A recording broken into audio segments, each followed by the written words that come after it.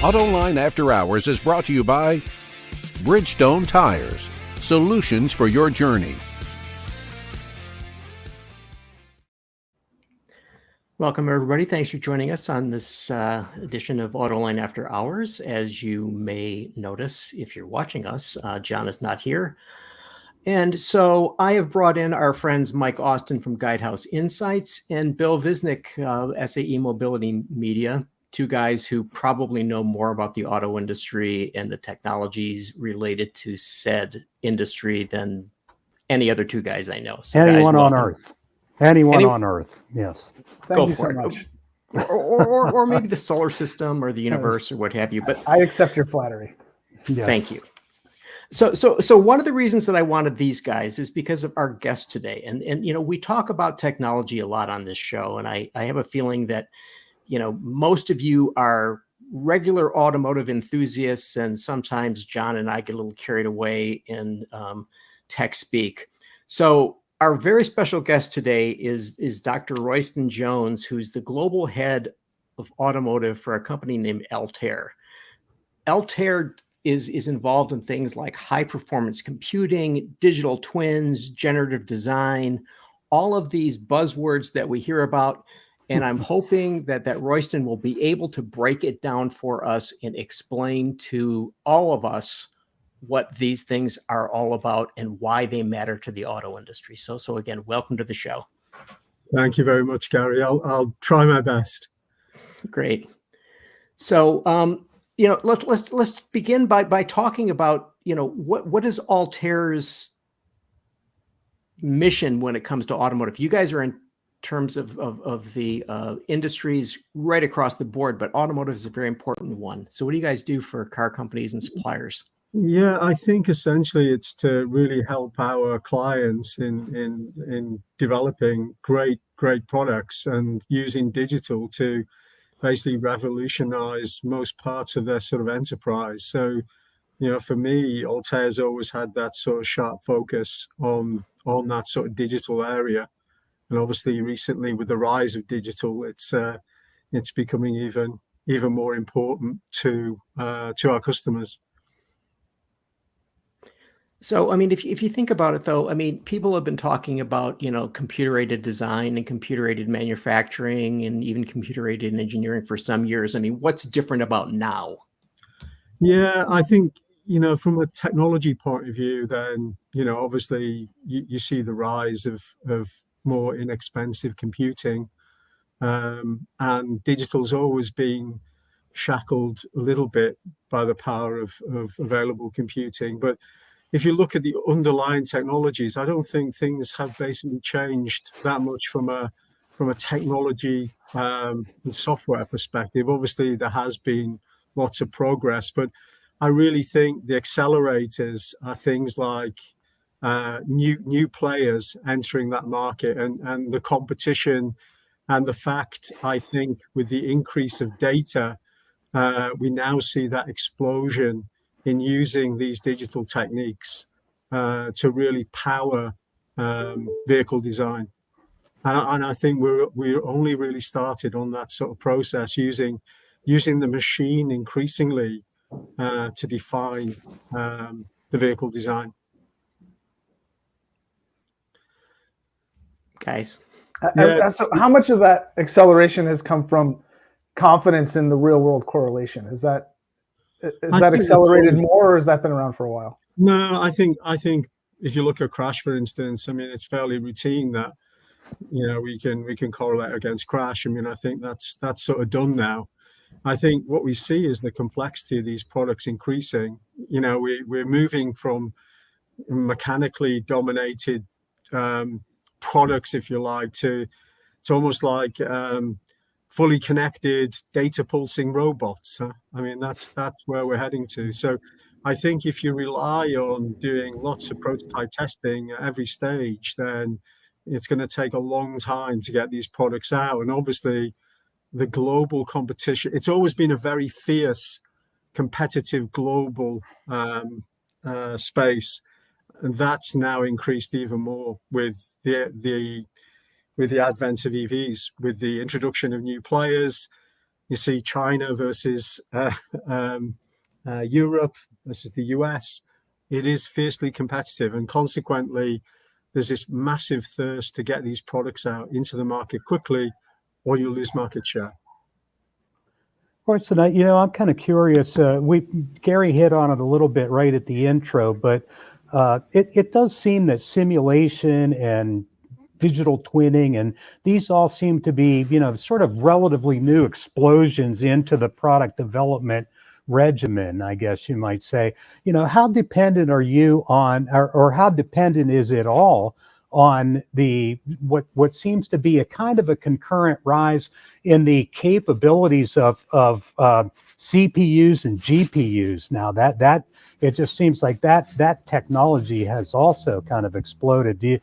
Is it kind of concurrent with what you're doing?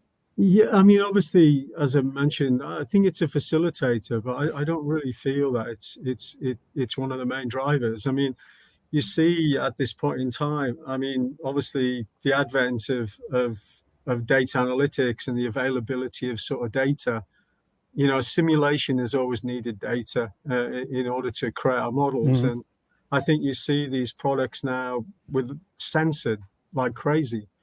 And once you've got the availability of data as well, then there's new techniques that you can use, like machine learning, to once again add to the creative design of these complex products. Mm-hmm. One other thing then, okay? I'm really curious about what is this basic skill set of sort of the average Altair employee right now? Are they coders? Are they people who are FVA experts? What does your average employee look like? Where do they come from? That's a great question, because I think obviously the common thread is sort of digital. And if you look at my background, I'm an engineer. There's a lot of engineers at Altair. So I help our clients actually develop product. So I'm very close to assisting our clients in them activities. But I say it's a real mixture of sort of engineers, more recently data scientists, and obviously people who are very familiar with the middleware of high performance computing. So no one specific persona for me to tell you that. It's quite eclectic, the mix of people at Altair, which is good. Diversity is a great thing for innovation as well. Well, when you have a lot of different disciplines, I think that makes for an interesting mix, at least anyway, right? Yeah. Sorry, Gary, go ahead. I was going to say, so Royston, getting back to some of the fundamentals here. Okay, so we hear some companies talking about digital twins as though this is canned beer, sliced bread, and all other good things that we know of. What is a digital twin, and why is it useful, important, or otherwise I can tell you so what valuable? I can tell you what I think a digital twin is, but I think you'll have. So essentially, I started doing finite elements nearly 40 years ago, and I was under the tutorship of Professor Zankovich, who they say was a godfather of finite elements. And I think one thing that I've always felt the digital twin was, it was an absolute replicant of what the physical artifact was. So for me, you basically start from there. Now, if you really analyze that statement a lot, then that's a really big thing to try and achieve. If you could achieve that, then first of all, you'd never get any warranty claims, because you've got the insight to what all that variance is, because all of these products are not totally identical. So for me, you create a perfect replicant of every vehicle that come off the line. Now, that's obviously a long way away, but that's what we march to. We try and capture all of the physics. So if you like, our simulation model, we can use the same model to assess its structural performance, its thermoelectric performance. I mean, like a human, if you shake it or you push it, I mean, it responds. Yeah. So I often draw analogies with the human with the human body. I mean, that's what ultimately you're trying to create is that type of replicant. So we're a long way from that, absolutely, but that is the march that we're going to, and that march is accelerating. So what I Sorry, don't understand Gary, is, did I answer your question? I mean, I think for me, it's very simple. You know, I create an absolute replicant of that physical artifact.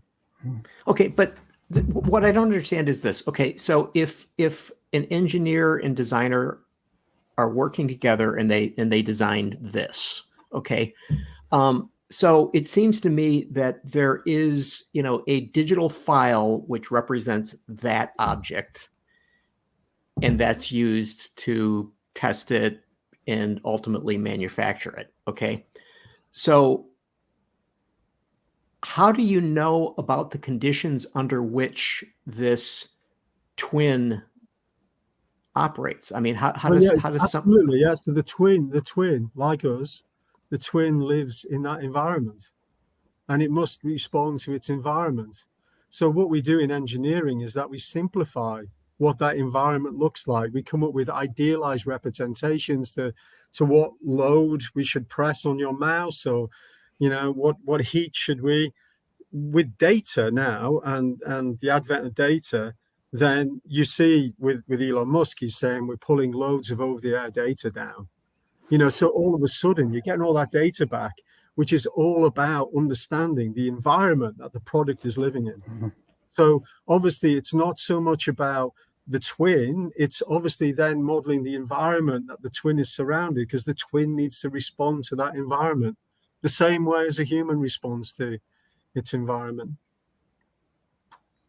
so Sorry. you're taking the real data that comes in and then applying it to the model and then determining how the model is going to perform going that's forward. not happening so much at this point in time, but that is where it will go. Now and again, as I say, a lot of these inputs are basically idealized. You know, as they have done, you've got design loads, which are basically, in general, fairly conservative. If you start to get a really good handle, because you're getting the real world data back, then you can start to refine that sort of cycle. So you mentioned machine learning, and I was glad that you said that instead of AI. Well, I think you have to mention machine learning. Yeah. Yeah, but obliged these days to mention AI and machine learning.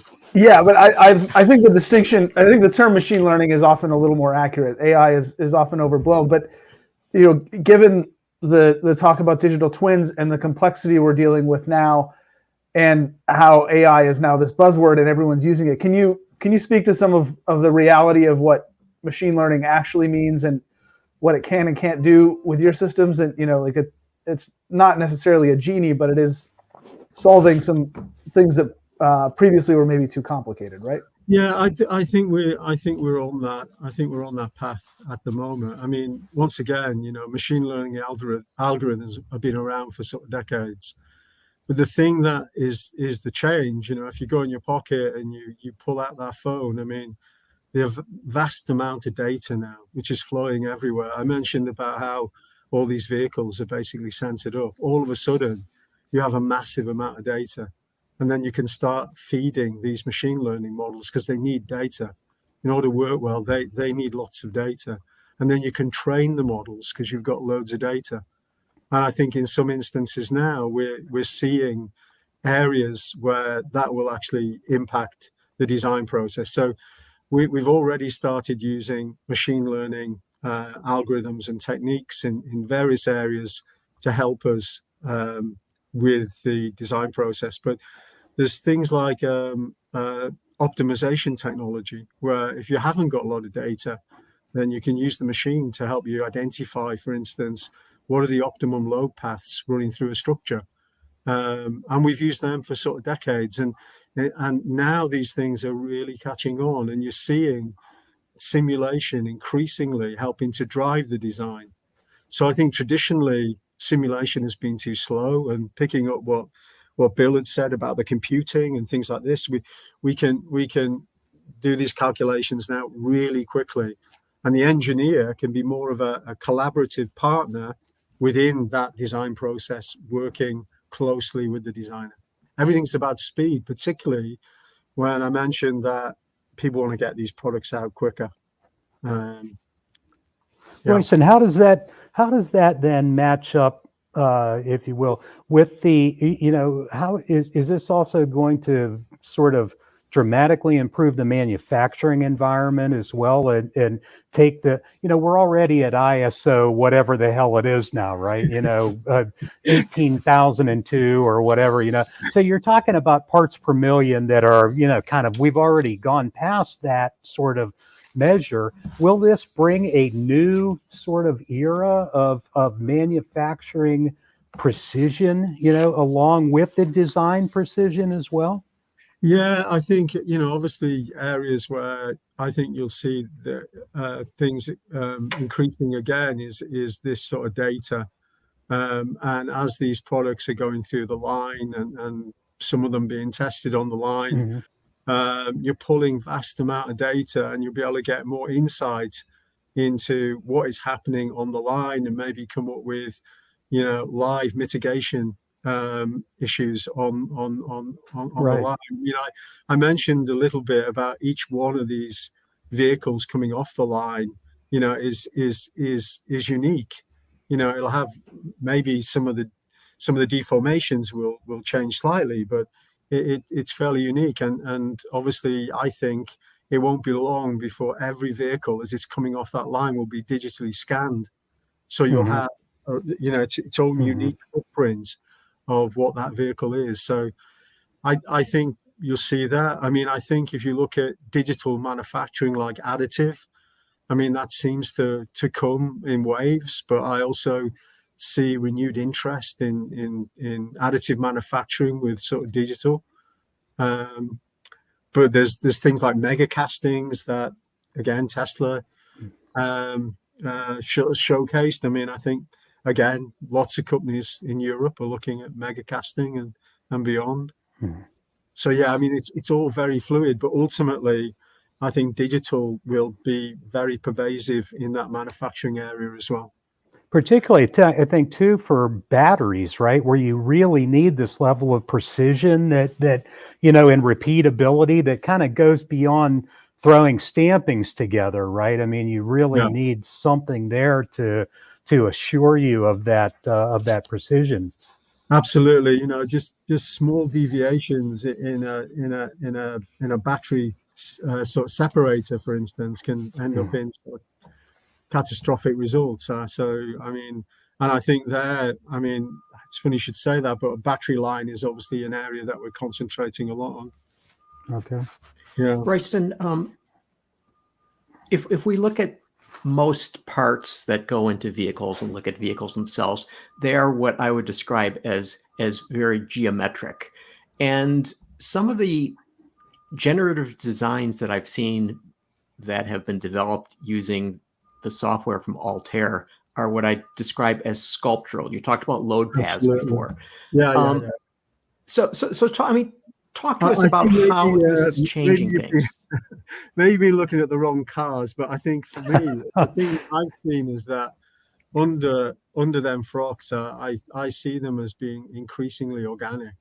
I mean, obviously, it needs to align to the manufacturing process, but I think when we deal, particularly with some of the premium manufacturers, where aluminium casting is very popular. I mean, I really like when we take the frock off and see some of the organic shapes that are going there, because I think, as you can imagine, just from an engineering point of view, around these joints, etc., you want them to flow, because if they flow, then you won't get a stress concentration. So just on that very basic level, you've got to get that material to flow. And what I see, particularly in some of the more recent designs, is that they do look really organic. And there we're using our OptiStraw technology to define them paths and that organic shape. And that always gives me a massive buzz when I see that. It's good. And I mean, geometry is the traditional domain of the designer, but when you have these type of technologies that can contribute and work hand in hand with the designer, I think that is really powerful. And that, I think, is relatively new, and I think that will increase as as people really appreciate what simulation can actually deliver to that design process. If I'm not mistaken, you do the light weighting awards every year, correct? Absolutely. Yeah. And so I have because we cover that fairly extensively every year. Our engineering readership loves that program, and they like to see the winners every year and sort of where they're coming out of. Particularly because there are a lot of manufacturing connections that everybody in the industry finds, I think, informative. But I have a question now. And this comes up a lot when the EV discussion begins, because the light weighting awards. Okay, there was a time not all that long ago when if you got a few ounces out of a suspension member, let's say, that was a triumph, right? Like, woo, we're gonna, now with battery electric vehicles, is anybody going to be worried, do you think, Royston, about a few ounces one way or the other when a battery weighs 800, 900 pounds? Yeah, I think yes. Absolutely. I mean, I know body and white. I think that's a great point, Bill, that you make, because I've worked at companies where body and white chief engineers will actually kill somebody for a gram. Yeah. And I think it's still because obviously there's this virtuous circle. If you can strip out mass, then that helps reduce the size of the pack, which then in turn means you can strip out more. There's that virtuous circle, and I've been at a few companies late, and mass and optimization of mass is very much still on that agenda. Okay. I mean, as well, I always feel that with the tools available, it's never ever. I've always been really frustrated that people are not using optimization more than what they should, but I think that will change, and the optimization technology will become an established part of a company's design process, because there's a lot to go after. There's as you mentioned, it's a heavy part of that vehicle. There's the battery frame, there's the way that you package these sort of batteries, and there's a lot to chase there. So it's still high on companies' agendas. Absolutely. So I guess you can look at that both ways, right? I mean, you can say, okay, we've got all this weight now, so who cares about a few ounces? But if you've got all this weight, we still have to pursue the notion, at least anyway, of continuing to get the mass out, right? Yeah. So I was going to say, with this optimization too, there's still some conflicting motivations, right? Like you have, with batteries, say you put a structural pack in that's integrated into the body, and now all of a sudden that's harder to take out at the end of life, or if there's a problem with the battery. So, with all those, or they just make a really complex part that, like a giga casting saves you in some ways, but you could argue if there's a crash, then it's hard to repair. So how do you either with your products or in speaking with your customers, how do you help them balance those conflicting motivations? Yeah, I think the giga castings is an interesting one, because that again is somewhere where we have actually used machine learning, because what machine learning is good at is recognizing shapes, and I think the reaction that you have with them giga castings is reaction that I saw at quite a number of OEMs, is that if that's a crash, then oh boy, that's going to be quite a big part to replace. But I think there's lots of simulation done in that crash arena to make sure that if you do have a crash, that basically you will make that system fracture and crack in a particular manner that will facilitate that repair. So, I must admit, I was in the camp of, I don't like these mega castings too much in a crash, but having seen the science of some of these studies, and I think that could well be in the public domain soon. So I'll let as soon as that it is in the public domain, then I can advertise that. But so you're saying that, like, the assumption of the conventional wisdom that if you integrate something more or make something bigger, it makes it, you putting in a compromise on that conventional wisdom is no longer necessarily true. These are difficult trade-offs. Obviously, the mega casting is all about reducing part count, and So yeah, I mean, there's some complex trade-offs that are going off there. I mean, I think we can put things into the optimizer, but now and again, some things are outside the optimizer. But I guess you're saying less than one might assume, though, is the main thing with those tools. Sorry, Mike. You're saying there's still those compromises, but maybe less than one might naturally assume. But given the power of the tools. I mean, obviously there's some OEMs that are developing EVs where basically you can just eject the battery pack and take a new pack. I mean, these are decisions that these companies take, and we try and facilitate all of these sort of strategies. With some of the technologies that you're developing, to go to Bill's question about manufacturing, I'm wondering if we look at historically, it's milling, drilling, turning, stamping, welding, boom, you're done. There's your vehicle. But you mentioned, for example, additive manufacturing. I mean, so it would seem to me that some of the generative designs are no longer, let's stamp this piece, weld them together, and now we have a flange. That what you guys come up with is something that looks. You're talking about replicants earlier, which brought Blade Runner to mind, which sort of made me think, well, these are very advanced sorts of things. I mean, will there be a change in the process technology in order to make these new designs?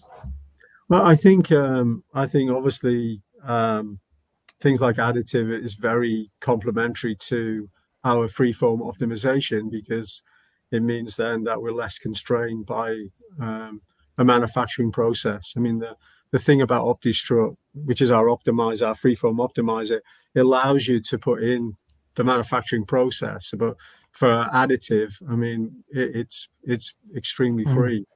So it's extremely complementary. I think casting and thin wall casting, once again, it's not that constraining. We do come up with these fantastic organic shapes, things like on the shot towers and things like that. They are very organic. So yeah, I mean, whatever them new techniques are, then our optimizer will follow them techniques, and the less they constrain our optimizer, the more optimized that design from a structural perspective will actually be. So it's the function that becomes more important than the process necessary to make the product that performs the function. Yeah. What's the next big thing in simulation, Royston? What do you see coming? That you really think will be a tool that will be very enabling. Let's say in the near term future, 3 to 5 years or something like that. Is there any one thing? Yeah, I mean, for me, I think is all of this multi-physics and being able to capture that as efficiently as possible, and that requires a lot of modularity in the simulation tool that we actually use. But for me, I think the way that we're marching is genuinely to try and produce this genuine replicant, and that is where we're going. And if you look at a battery pack, I love battery packs because of that multi-physics dimension. You've got the fluid flow, you've got thermoelectric, you've got thermal. There's now mechanical considerations, vibration, static strength. I mean, it's got the lot. I mean, for me, a battery pack is a dream from an engineering perspective. Love it. And then the advent of data and all this over-the-air data, capturing that data and feeding that back to enrich the twin, that I think would be, phenomenal. And what we spoke about the manufacturing process is making these identical twins. I think maybe we're a long way off that, but I think it's sort of achievable in the next sort of decade if we can keep going this way. Interesting. Well, it is. It's fascinating. I waited a long time for this. A long time. Haven't we all? Right? Yeah. Haven't we all? Yeah.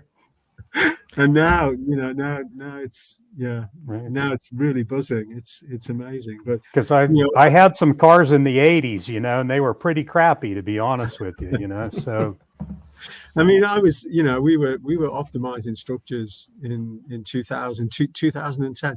Nobody really cared about mass right. optimization. Mass was an outcome of achieving performance. Mass wasn't something to be actively controlled. It was just an outcome of achieving performance. And then all of a sudden it started to change. And now over the last sort of 5-6 years, with the entry of the new players as well, that's really driven it. The Teslas, but even more new players, that has accelerated it. So it's just a fantastic time to be in digital. Well, with that, we'll have to bring this section of the show to a close. So, Dr. Royston Jones, Altair, we want to thank you very much for joining us from the Midlands of England this afternoon. All right. So we're going to take a quick Not break. Afternoon there, right? Yeah, it looks UK dark. it's hot. Yeah, it's 32 here, and that's our biggest temperature this year. So, yeah. Hey, but Gary, can I thank you as well, and Bill and Mike. It's been a real pleasure. So thank you. Thank you very much. Thank you. Good to talk to you, Royston. Okay. Thank you. Bye-bye. Bye-bye. So we're going to hear from our friends from Bridgestone, and Mike and Bill will be back, and we'll talk about things going on in the industry. How do Bridgestone tires stop shorter on what roads? It's their HydroTrack technology. But you don't have to know how the science works, just where the brake is. What really matters is their Bridgestone.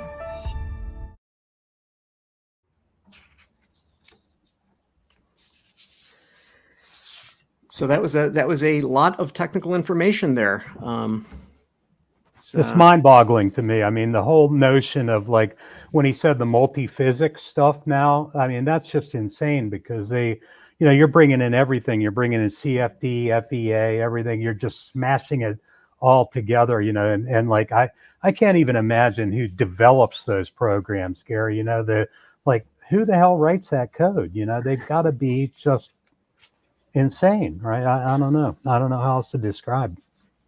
Yeah, and I mean, just the way that they tie them into simulation as well, right? So you build this thing, and then you go, here are the loads, run it a bunch of times, and then tell me where it's going to break, and then then it goes to the next step and saying, okay, well, this is the fix to make it stop from breaking. Crazy. Yeah, it's crazy.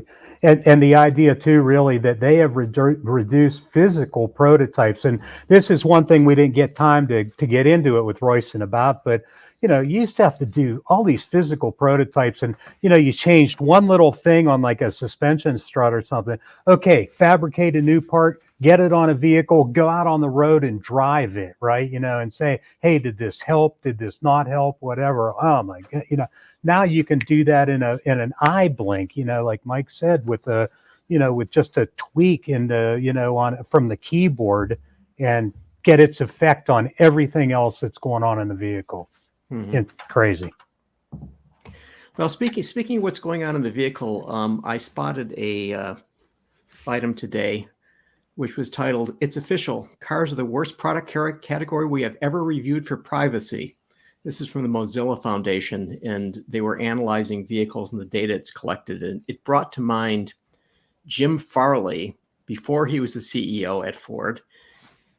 He spoke at CES in 2014 and said, quote, "We know everyone who breaks the law. We know when you're doing it. We have GPS in your car, so we know what you're doing."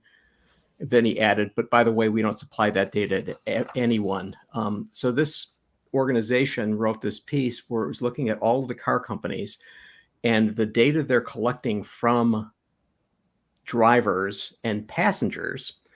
And it's one of those things where basically they're saying that, okay, so when you download a new version of whatever software and you have to agree to something before it takes, you never read the thing because it's just pages and pages and pages. And they're saying that that's what car companies are doing now.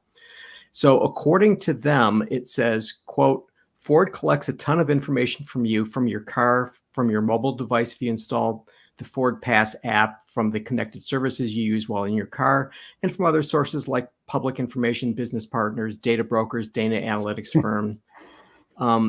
So guys, this is before we're in this period of data monetization that guys are, that OEMs are looking for. What's going on here, Mike? I actually spoke with a colleague in an automaker who was not did not agree with the report. They thought it was a little bit biased and unfair.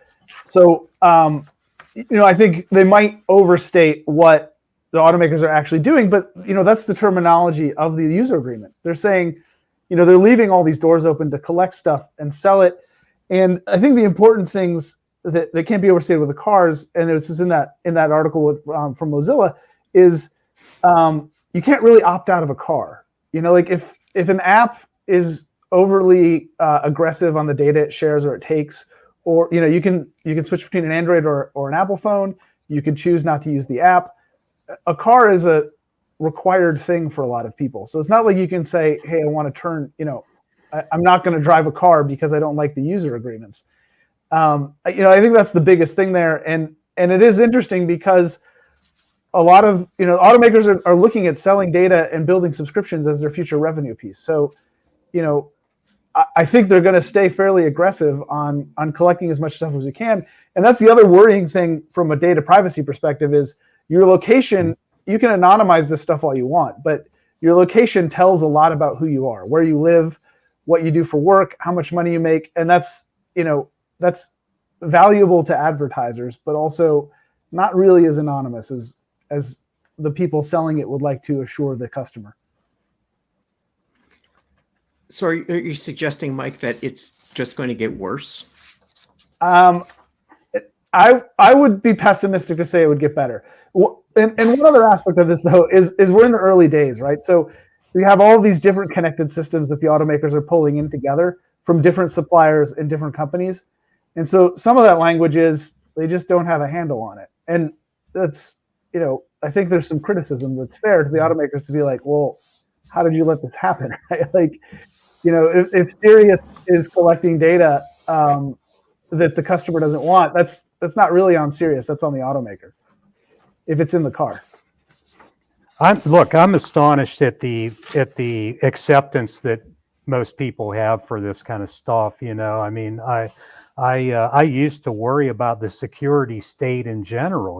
I mean, it's, I don't think there's very many public places you can go anymore, at least anywhere where it's built up, where you're not on somebody's camera, right? There, if anything happens at all, somebody can go to the footage from any number of cameras around a standard city block and see what happened there, right? And so I look at this as an extension of the acceptance that everybody's started to have about, well, somebody knows something about me, right? I don't know. I mean, Mike, I'm a little bit on the other side of that. I do think that there is going to be at some time or another an initiative to get some sort of a cap on all this, right? Some sort of a, of a way to say, look, we got to, and I think there's already been some legislation in various sectors of the economy that have tried to say, listen, you've got to make these user agreements much less complicated and much more straightforward. Like Gary said, and we all know this, right? I'm not reading that whole thing, right? I mean, nobody is reading that whole thing. You want to use the app, right? You want to use the damn thing. So you scroll to the bottom, you hit the thing, and you move on, right? And so I think that's the attention span that a lot of us have now for this kind of stuff is, oh, well, one way or another, somebody's going to get my information. I'm not going to let that get in the way of me using this app. Yeah, I agree with you there too. I mean, if you look at like, a lot of what Europe's done with data privacy, right. Every time you have to click on cookies on a website, that's encouraging. And I think the data piece, that cat's out of the bag. We're not putting that back in the bottle. No, You're being tracked. And then it comes down to like, who holds that data and what are they doing with it and how secure it is. And that's another piece in that article that was troubling is, I think it was Hyundai, it said like, they'll comply with law enforcement requests. Well, that doesn't say subpoena.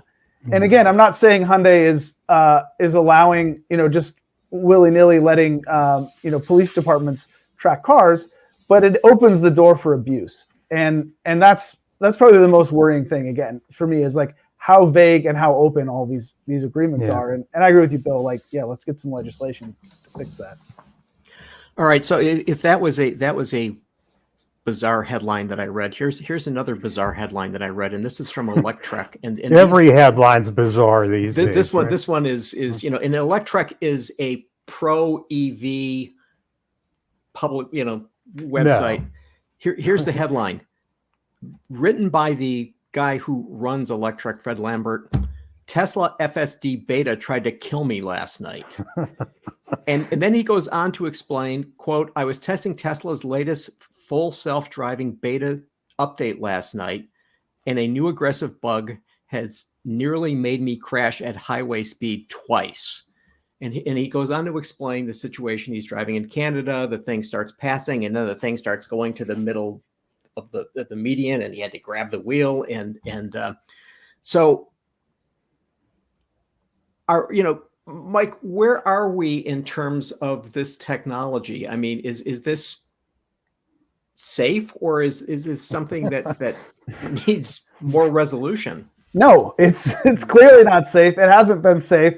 We're at the point of like, okay, NHTSA was dragging its feet to like, NHTSA, please do something. We have that the whistleblower articles from earlier this year where they had something, hundreds of crashes with FSD. Like what happened to Fred, I don't think is a surprise to anyone who has driven FSD. That this stuff sort of happens all the time. And even if you read the comments, people are like, yeah, I'm a big Tesla booster, but I don't use FSD. Things like that. And I think so. No, it's not ready.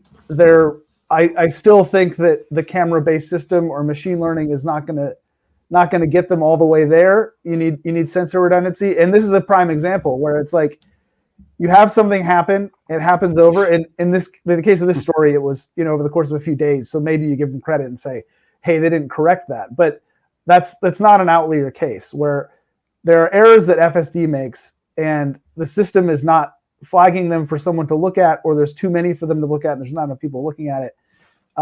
It's just, dangerous circumstances abound in FSD. And, like I said, it's time for NHTSA to do something. I don't think that, they say keep your hands on the wheel is enough of a blanket statement to excuse it.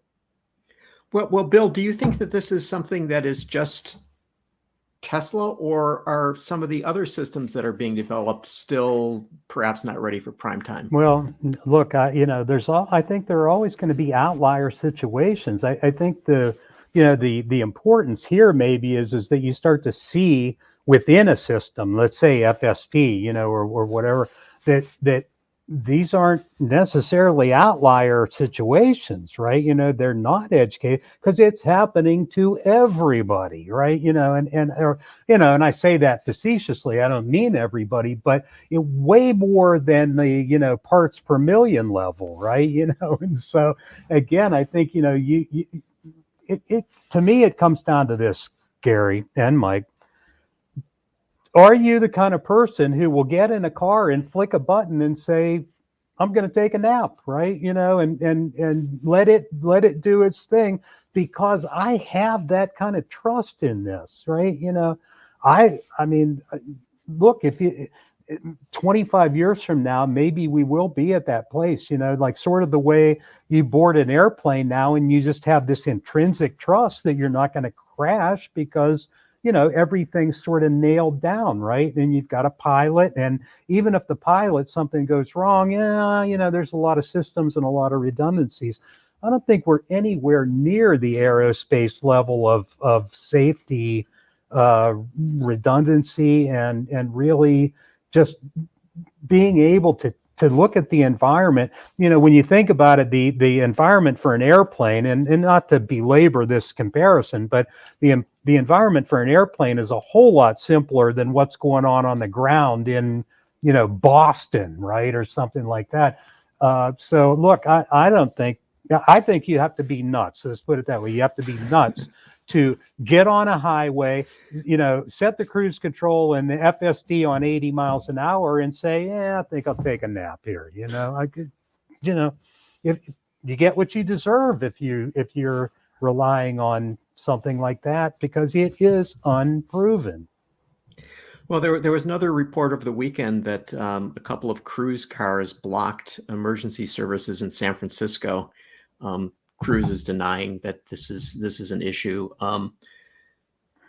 Mike, what's your take on this whole notion of robo taxis, where, to Bill's point, you could get in the back seat and go to sleep?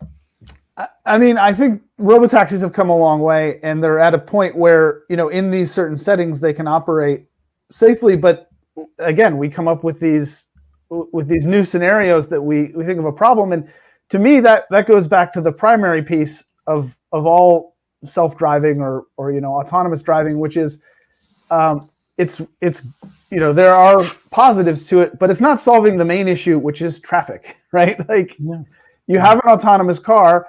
Or even if, say, it's in the future and your car, when you're working from home, your car goes out and does errands for other people, that's still a car on the road. And the cruise thing exemplifies that perfectly. It's like, you've got these cars, where do they sit when they're not in use? It's not like they made extra parking in San Francisco for autonomous cars or rideshare cars to sit and wait. So what problem are you solving, basically, right? I mean, it's a good question. What problem are you solving? We found this out with Uber, right? When everybody said, oh, wow, Uber's going to revolutionize the way people get around and all that sort of thing. Well, all you did in New York City was replace, or I don't even know if you could say replace would be the word, throw a bunch of Ubers on the road now, because all those drivers are out there hustling to get a passenger, just like the everyday taxi cabs were, right? Or look at the situation at the LA airport, right? Where it got so bad there when Uber and Lyft, really started to take a significant portion of that market share, that all it did was exponentially increase the congestion around the airport, right? It didn't work. You're not solving a problem. Yeah, it's this. Well, you're solving the problem of, when you're driving someone around, the cost of the driver is your biggest cost. The driver, right? How do we eliminate that? Well, then you come up with all these other unintentional things, like, okay, how do you scale for intermittent demand? Like, when an airplane lands, all of a sudden you need a bunch of cabs, right? And those, that's created all these extra problems that. Well, and look, at the end of the day, the cost of the driver ain't my problem as the rider, okay? That's the business. That's Uber looking to maximize its profits, okay? So if you can do that, or Cruise can do that, well, okay, that's their business, but that ain't my problem, that's their problem. So if you have a driverless vehicle that's out there in the road and suddenly the brain farts and now, it's in the middle of an intersection and nobody can move it, that's a direct result of the fact that you're trying to remove the driver from that situation, right? But as far as the cost of the driver goes, that ain't my problem. So speaking of more cars, so the Munich Auto Show is going on right now. What used to be the big Frankfurt show moved to Munich, and now it's not such a big show anymore. There are apparently quite a lot of Chinese vehicles that are there. John, by the way, is there, and next week we'll talk more about this. But so the German companies, this is their backyard show. So they're going there fairly hard. So we saw BMW introduce the Neue class, Mercedes the concept CLA class, and Volkswagen the ID GTI concept. There aren't big tariff barriers to Chinese cars in Europe the way there are in the United States. Do you guys get a sense that the Chinese are going to come at those big German companies and try to eat their lunch?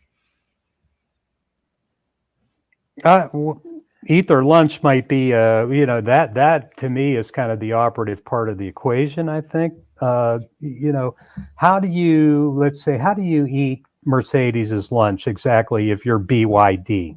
Okay.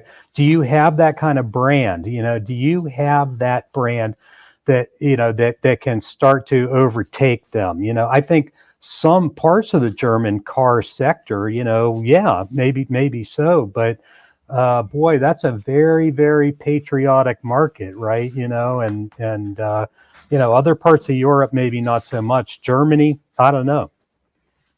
Yeah, I would say my guess is they have this really good cost structure, right? Like they can make EVs kind of cheaper than anyone, and so they're gonna take, like a lot of challenger regions or companies, they're going to start on the bottom and move their way up. I kind of agree with Bill. There's a brand portion of it, but I also would say, on a scale of maybe 20 years, if you're saying now, oh, well, they only make cheap cars, or, oh, they're not up to a standard, that's going to change if it hasn't already. Sure. Just like Hyundai and Kia did, right? Yeah, exactly. There was a time when you couldn't have given me a Kia, and so now that's all changed. So I don't think anything's set in stone, Gary, but I do think that there's still there's still a lot of ground to cover here, and exactly who's going to eat whose lunch, I think, for one thing. And the cost structure thing is an interesting and important aspect of it, Mike, no question about it. But at the end of the day, that's going to come down to part of the EV, I think, bigger question that you're seeing now, which is, wow, there's a lot of people who can't afford an EV, right? So if they want one, or if they're forced to have one, let's say in Germany or even in the United States, where we're really starting to sort of make it so it's it's almost inevitable that you're going to be almost told you've got to drive an EV. Then at that stage, yeah, you now might have people looking at that and saying, well, I almost have to buy an EV, or I'm being told I've got to buy an EV. I can't afford, Audi's $75,000 one, but I can afford, BYD's $35,000 one. That's part of the equation, I guess. Well, it was interesting. So the CEO of Mercedes, Ola Kalenius, said, the variable costs for an electric car are higher. It will remain that way for the foreseeable future. Yeah. And going back to what you were saying, Mike, about the ability for these Chinese companies to manufacture with low overhead, comparatively speaking, that may not be an issue for them. Now, Oliver Zipse, who runs BMW, said, quote, "We make money with every electric car today, and that will be even more the case with the Neue Klasse. It will be very profitable." So they've clearly done the engineering in order to do that. And, oh, by the way, apparently people who buy BMWs are willing to pay more money for their vehicles. So, unlike, say, an Opel or something else over in Europe. And Volkswagen's CEO, Oliver Blume, said, quote, "We will achieve near continuous margin parity or even higher margins with SSP, which is their forthcoming platform." So, it seems that one of the things that's coming out of this Munich show is this recognition that the German manufacturers are up against something perhaps they've not been up against before. Well, look, first and foremost, Gary, they're publicly traded companies too, right? So they have to say something that sounds good to their shareholders, I think, right? Mm-hmm. And in this case, it's all, don't worry, we're going to be plenty profitable on these things. This gets back maybe a little bit to what Royston was saying earlier, is we're able to make these, whole vehicle designs more organic and more simplistic with giga castings and, parts reductions and all that sort of thing. I don't know, who knows where that ultimately can take you in terms of lowering your cost structure, and maybe this is the Germans telling us right now, don't worry, we got this figured out. We just need a little bit of time to implement it, right? I don't know. I think that's the biggest risk with any automaker, Europe or US, is that the Chinese companies in general are iterating much faster than traditional automotive companies. Absolutely. And that it's sort of the Tesla model, where it's like you might be wasting money up front with an inefficient design, but by the time you refine it, you've hopefully made up the difference. But whether or not the financials work out, the main thing is it's evolving incredibly quickly. Mm-hmm. And that's the big risk, is with a legacy automaker is, well, wait, we've got a 5-year program and we haven't adapted. The market has changed, or what's possible has changed in 3 years, and we're not nimble enough to adapt to that. That's I think where the real long-term risk is. I think it's interesting, the headline I saw today, Gary, I think it was from The Guardian or one of the British papers, was nobody wants an electric car, right? And so this is they've been pounding on that drumbeat a little bit, and particularly in the UK, it seems, because, nobody seems to like all these new sustainability efforts, right? Whether it's a heat pump for your house or an electric vehicle, there's this very vocal, sort of element now saying, we don't want this crap, we want to keep on burning coal or whatever, and so I think we are kind of still at a kind of a tension point, I guess, where it still hasn't completely played out whether we haven't shingled past the roof a little bit with EVs, and we really aren't quite ready from a mass standpoint, from a mainstream buyer kind of standpoint, really been able to say definitively, yes, this is going to work in the mainstream sometime in the fairly near future. So as the clock is counting down on the UAW contract, General Motors today offered the UAW a 10% raise and then 3% lump sum payments. And according to Reuters, Sean Fain, who runs the UAW, called it, and I quote, an insulting proposal. So where do you guys see this whole thing with the UAW going? Go ahead. No, go ahead. I don't know. I'm very reluctant to jump in on these. It's become so politicized that, I don't know, but I'd like to hear what you have to say. It seems to be heading towards a strike. Fain has talked about cost of living increase almost every time he's talked, and none of the automakers, the automakers are, seem to be very reluctant to put that on there, to the point where they're throwing out lump sums, or I think the Ford offer was, a defined amount of raise over 4 years. They do not want the cost of living, and I think the UAW is going to be really hard on that one, among their other demands. So, well, Gary, what do you think I think they're going to play pretty hard until they get closer to something like that. Well, where is the reality here? Because he's saying they want what, like was it 60% pay raise or something? I think Sean Fain, 46. 36. Okay, plus a 32-hour work week too, right? That's also on the table, on Sean Fain's side too. And so, if you sort of smash those two things together, you're talking about like a 60% pay increase. Now look, the 32-hour week thing, that's not, I don't know. I can't say that that's definitively not going to go anywhere, but you have to wonder, where is the posturing? Where does that end? And, where do they get to the point where they're really talking turkey? And will it mean it has to be a strike? I don't know. With everything that's gone on in the industry in terms of the supply and demand situation, during and after the pandemic, to look at the idea of even a couple of weeks strike right now, who knows what kind of chaos that's going to throw into a still healing system, right? I think this system is still healing. And Fain and the UAW know that, at least anyway, and so it's a wonderful time for them, I think, So Mike, do you think that it would be all three would be struck, or that they would just pick one company and do the pattern bargaining? Now you're getting into, like, I don't know, pure conjecture. Yeah. If as a wild guess, and not as a, with almost no background in labor reporting, probably zero, I think they're going to go with one. My personal guess is GM, that they, another thing Fain has hit, he mentioned it in the Automotive Press Association fireside chat that he had, is these battery plants. These companies are putting billions of dollars in battery plants and not really even inviting UAW. And GM's a big one. I think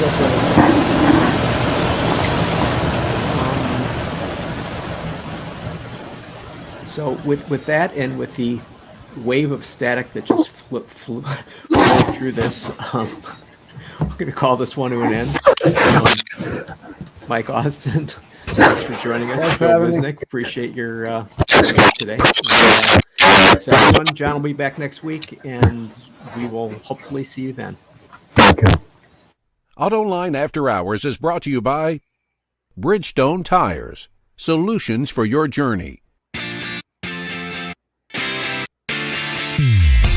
If you like this program and would like to learn more about the automotive industry, check out our website at autoline.tv or look for us on YouTube on the Autoline channel.